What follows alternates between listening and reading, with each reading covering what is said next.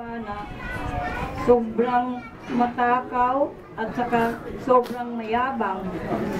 Kasi sasabihin niya, nung maliit pa siya, hindi talaga pwedeng hindi ako papasok ng walang baon dahil ang hirap yata yung naglalaway, ako yung kumakain dyan na ako walang baon.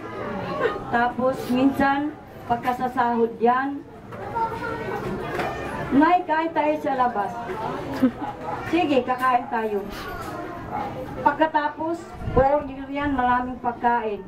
Kinabukasan, Nay, wala na akong pera, pengi pang masahil. Ako, yan na nga sinasabi ko sa iyo. Masyado kang mayabang. Sabi na, talagang ganoon. Tsaka pera lang yun, Nay. Busog naman tayo. Yun talagang miss ko sa kanya yung matakaw, tsaka mayabang sa akin. Yun lang. Kaya salamat sa inyong lahat, sa mga suporta nyo, sa pagmamahal ni Raymond. Pagdasal nyo na makauwi kami ng matiwasay doon sa probinsya. Salamat, salamat talaga. Yun lang po. Salamat po, Nanay. So dito po nagtatapos yung ating simpleng service para sa kaibigan natin na si Mon. Maraming po salamat ulit.